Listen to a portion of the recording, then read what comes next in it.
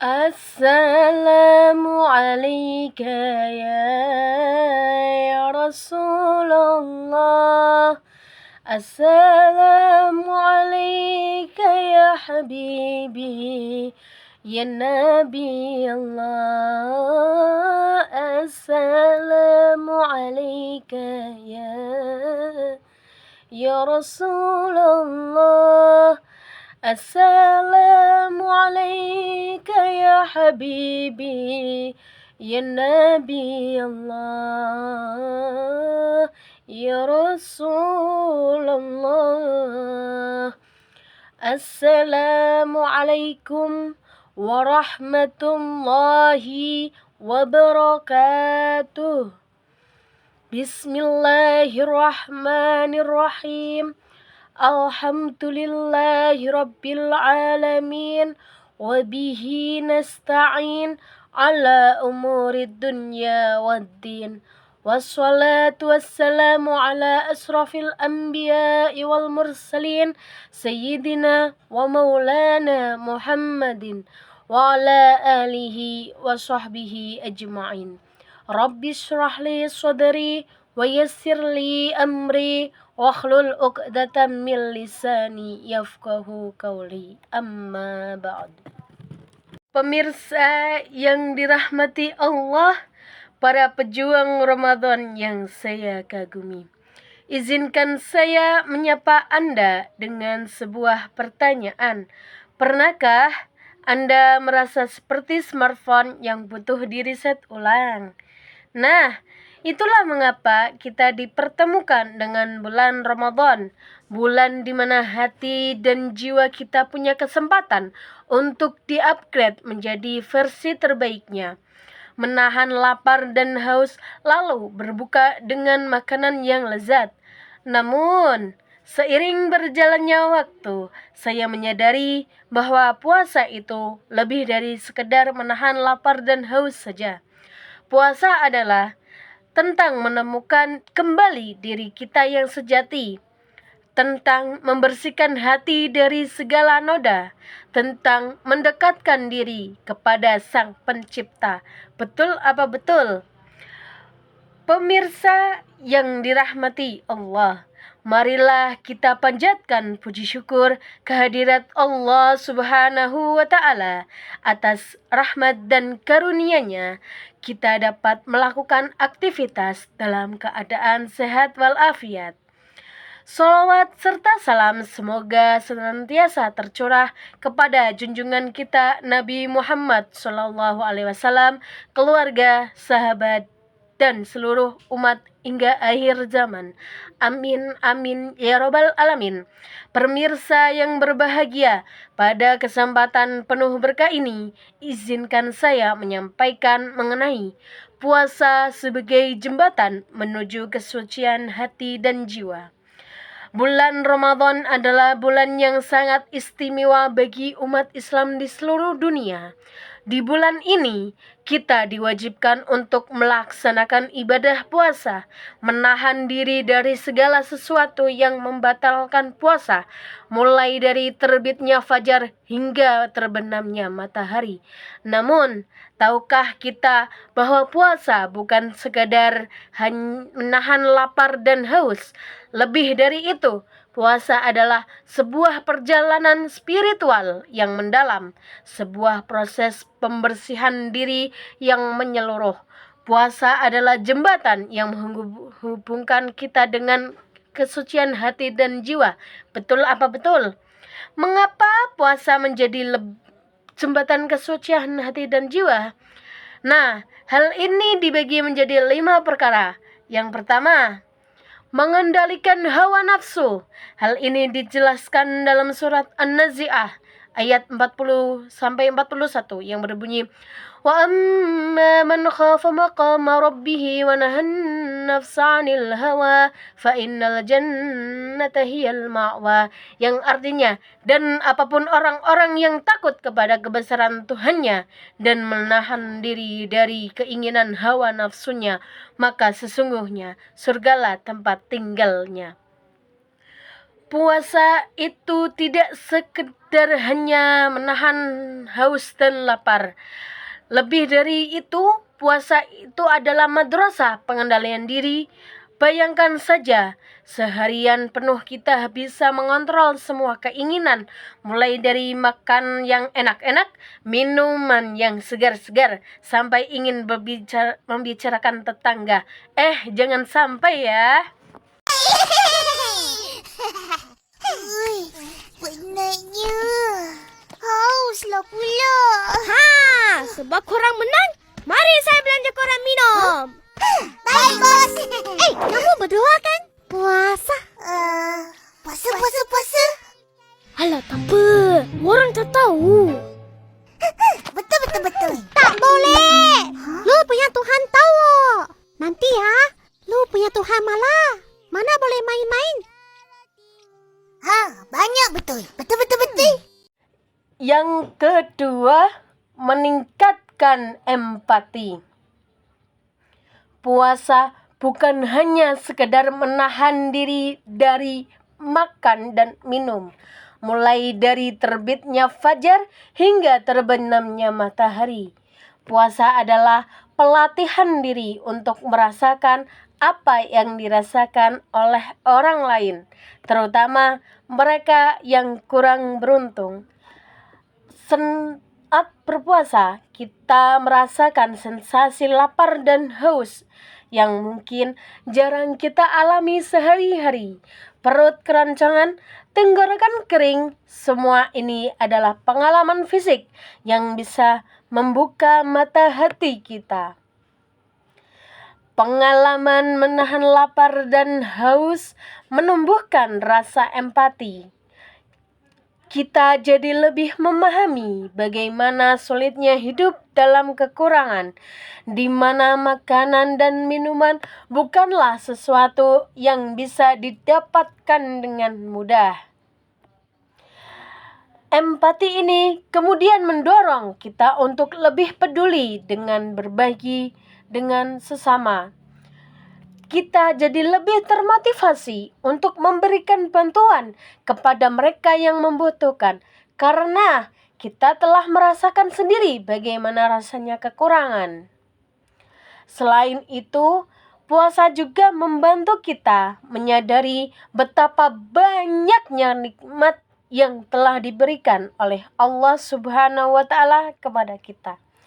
Jadi lebih bersyukur atas rezeki yang kita miliki dan tidak menyia-nyiakannya.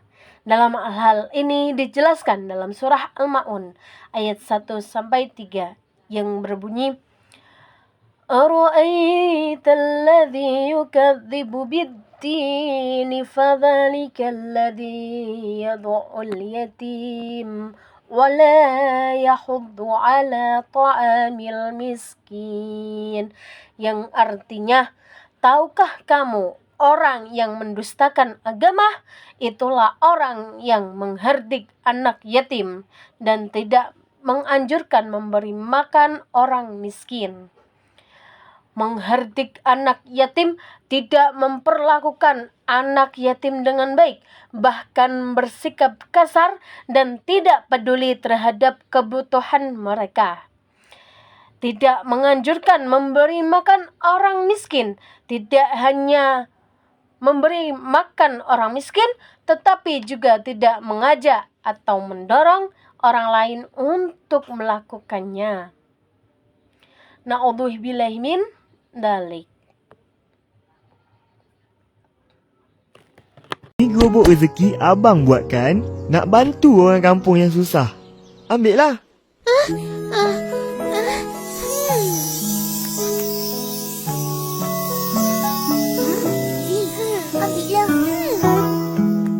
Ipin, plastik. Ambil ini. Nak makan dengan kecap.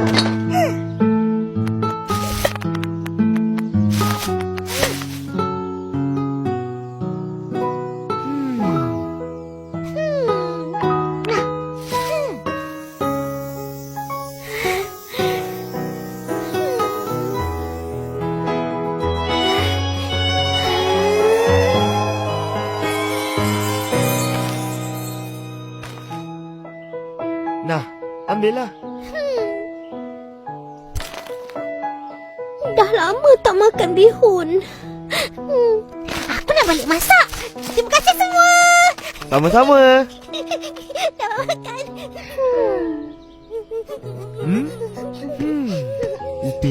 Ipin. Sedih ke? Tapi abang suka. Abang suka tengok orang susah ke? Bukan. Abang suka bila orang betul-betul susah datang ambil barang-barang di sini. Maknanya, projek gerobok rezeki abang berjaya. Oh, macam tu. Kesian kan? Sedih tengok. Apa yang kesian? Apa yang sedih? Fizi tu. Dia orang susah rupanya. Nak beli sekampit beras pun tak ada duit. Patutlah dia selalu minta Ihsan belanja. Hai, selama ni berkawan tak tahu ke? Tak. Nasib baik ada gerobok rezeki.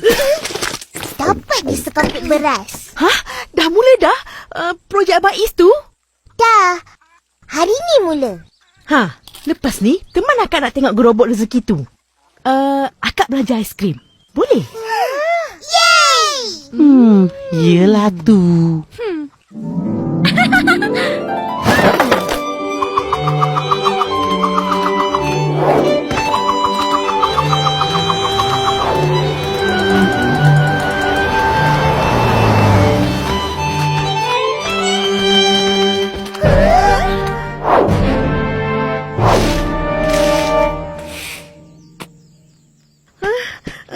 Kenapa ni Is? Apa dah jadi? Orang berebut barang. Barang sedekah pun nak berebut? Yang ketiga, puasa membersihkan hati dari penyakit. Puasa bukan hanya tentang menahan lapar dan haus, tetapi tentang menahan diri dari segala perbuatan buruk yang dapat mengotori hati kita.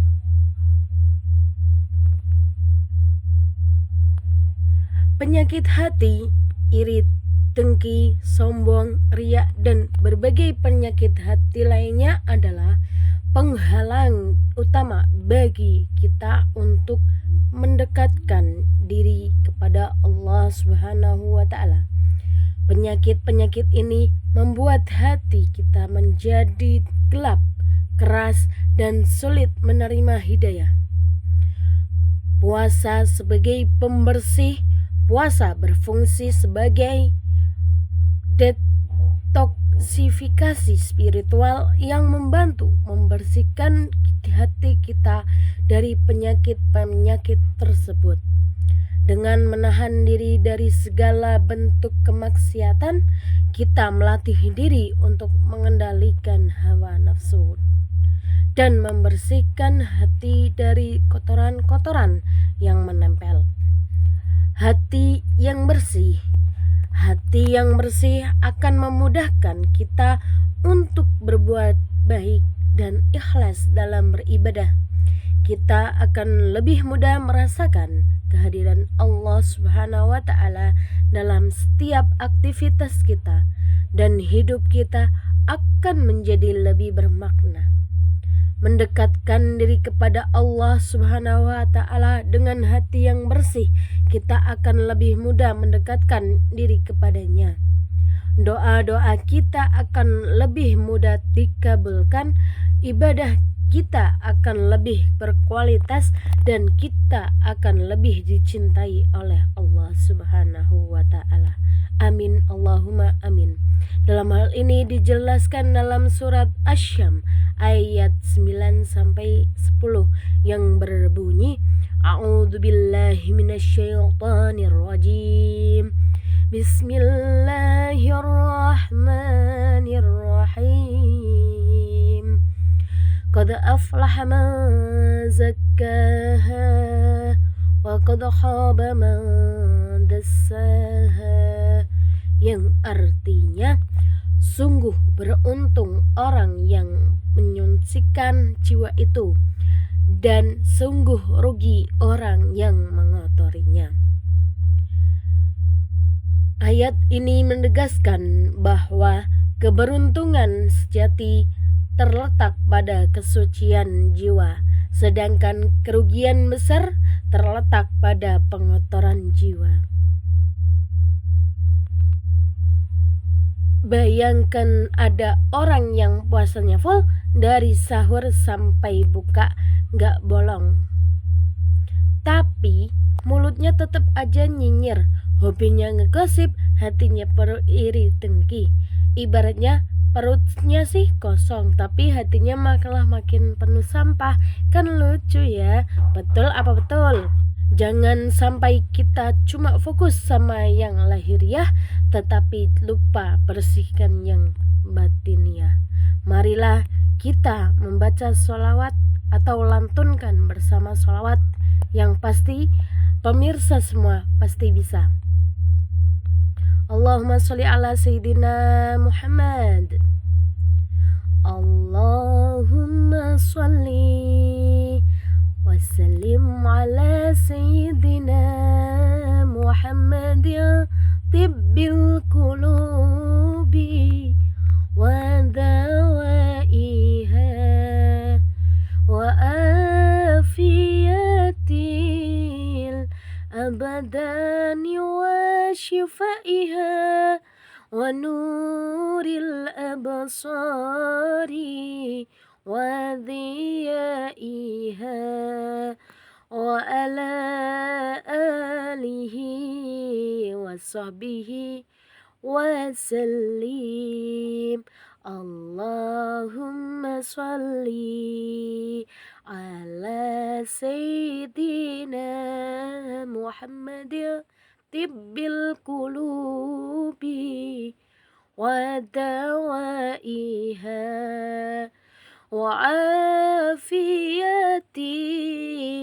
abdani wa shifaiha wa nuril absari wa dhiyaiha wa ala alihi wa sahbihi wa sallim. Keempat, puasa meningkatkan kualitas ibadah.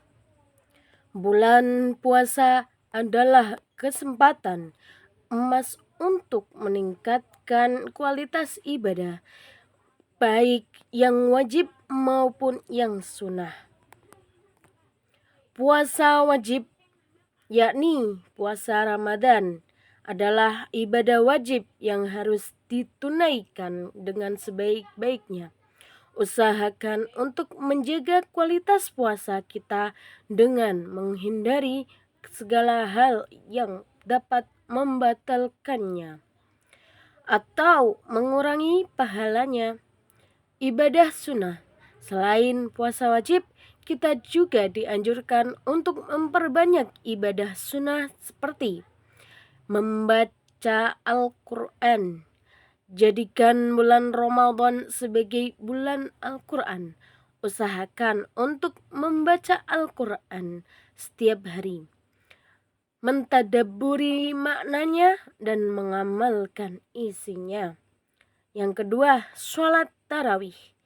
Sholat tarawih adalah sholat sunnah yang hanya dilakukan di bulan Ramadan. Jangan lewatkan kesempatan untuk melaksanakan sholat tarawih berjamaah di masjid atau di rumah. Yang ketiga ada bersedekah. Perbanyaklah sedekah di bulan Ramadan.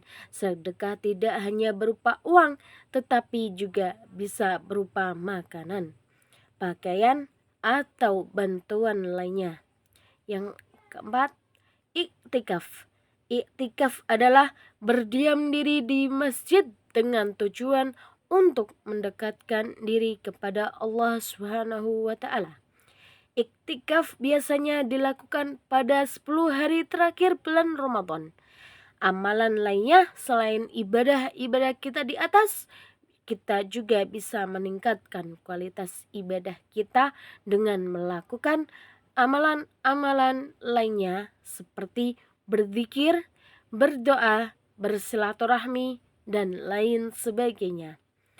Tujuan ibadah, semua ibadah adalah untuk mendekatkan diri kita kepada Allah Subhanahu wa taala dan meraih ridhonya. Al-Quran Al-Baqarah ayat 183 yang berbunyi, Ya ayyuhalladzina amanu kutiba alaikumusiyam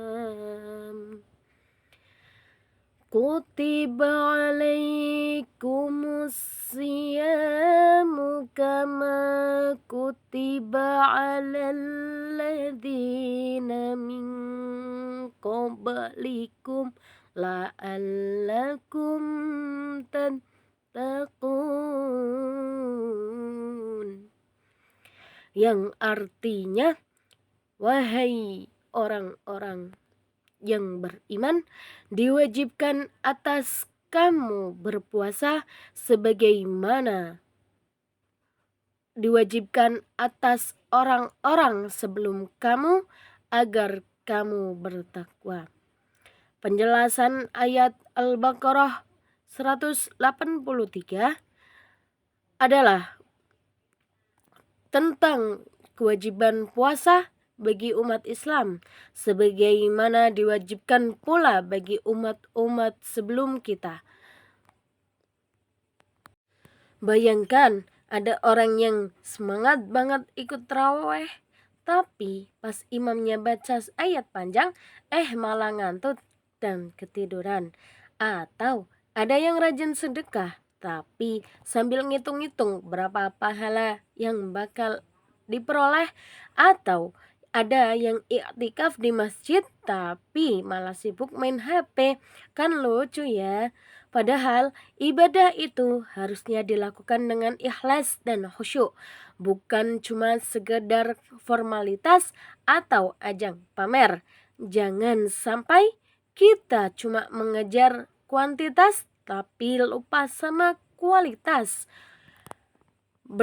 Marilah kita sholawat bersama tentang bulan Ramadan. Pemirsa juga bisa atau mau berkolaborasi dengan saya juga boleh. Allahumma sholli ala Sayyidina Muhammad. Ya nurul hilal أقبل تعال فالشوق طال والقلب اجتمع نحو السماء مترنما لا تنقضي أنت لي روحي دواء رمضان يا حبيب رمضان ليتك دوما قريب. Monggo serang-serang. Ramadan ya Habib. Ramadan laitaka dauman qarib.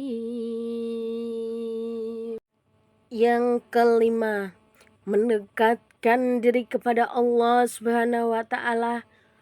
Puasa adalah sarana yang sangat efektif untuk mendekatkan diri kepada Allah Subhanahu wa taala. Ketaatan dan ketundukan dengan berpuasa, kita menunjukkan ketaatan dan ketundukan kita kepada perintah Allah Subhanahu wa taala. Kita rela menahan diri dari segala sesuatu yang diperbolehkan di luar bulan puasa sebagai bentuk pengabdian kepadanya.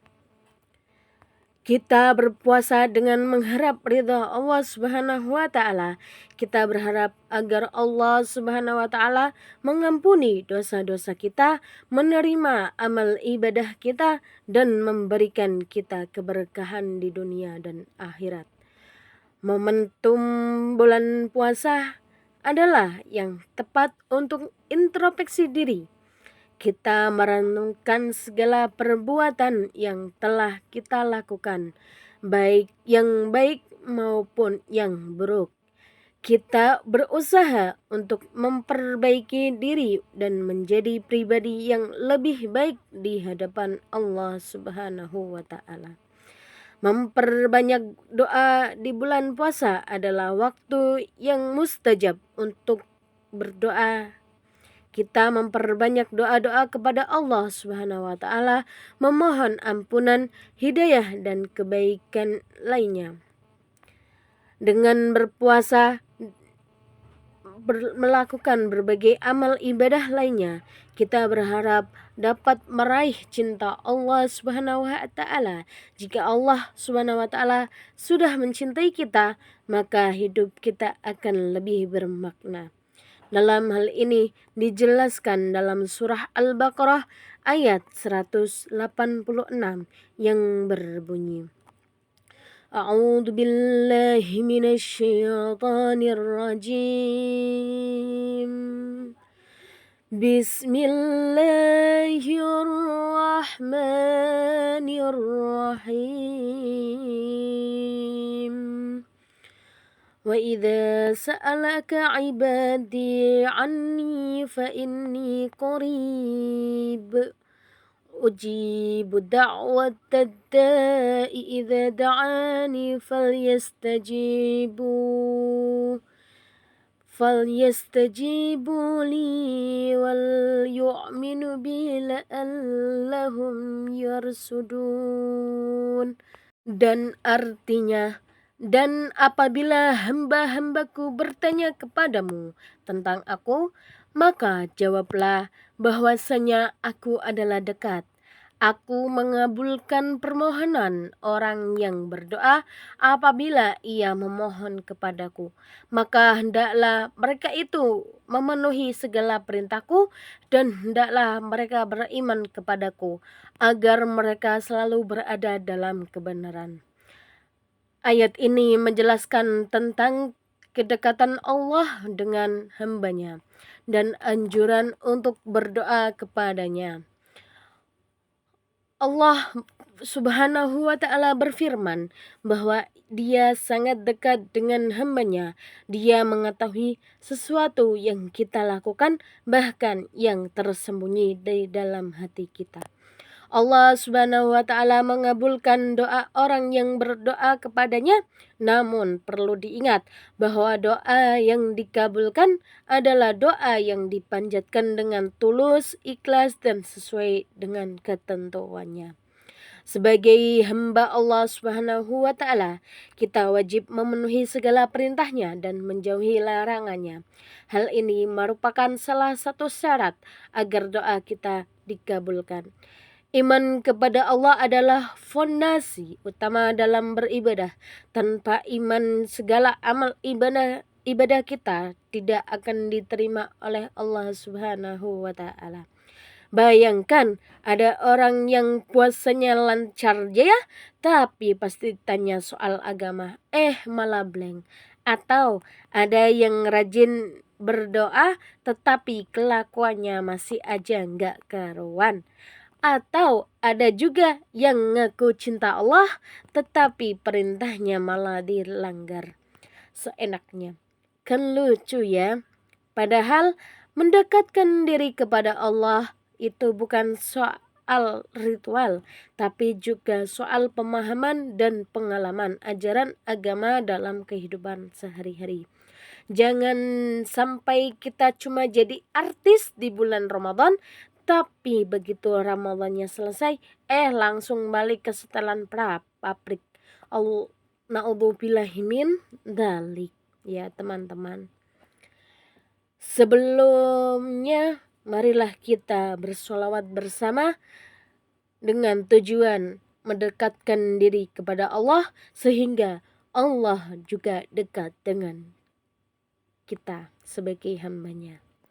Allahumma sholli ala Sayyidina Muhammad. Allahumma sholli wa sallim ala Sayyidina Muhammad ya sahibil busyra salatan tubashiruna biha wa ahlana wa auladana wa jami'a masyayikhina wa muallimina wa talabatana wa talibatina biyawmina hadha ila yawmil akhirah. Allahumma salli wa sallim ala Sayyidina Muhammad sahibil busyra salatan tubashiruna biha wa ahlana wa auladana wa jami'a masyayikhina wa muallimina wa talabatana wa talibatina biyawmina hadha ila yaumil akhirah. Marilah kita jadikan bulan Ramadan ini sebagai momentum untuk memperbaiki diri, meningkatkan kualitas ibadah, dan membersihkan hati serta jiwa kita. Jangan biarkan puasa kita hanya sekedar menahan lapar dan haus, tetapi jadikanlah puasa sebagai jembatan yang mengantarkan kita menuju kesuksesan, kesucian hati dan jiwa. Semoga Allah Subhanahu wa Ta'ala senantiasa memberikan kita kekuatan dan kemudahan untuk melaksanakan ibadah puasa dengan sebaik-baiknya. Amin ya Rabbal Alamin. Sebelum saya tutup, saya ingin berpantun dulu. Burung camar terbang ke pantai, singgah sebentar di pohon palem. Mohon maaf jika ada yang kurang santai. Maklum, saya juga lagi kalem. Saya pamit undur diri. Ungdur man qala wala tangdur man qala. Wassalamualaikum warahmatullahi wabarakatuh.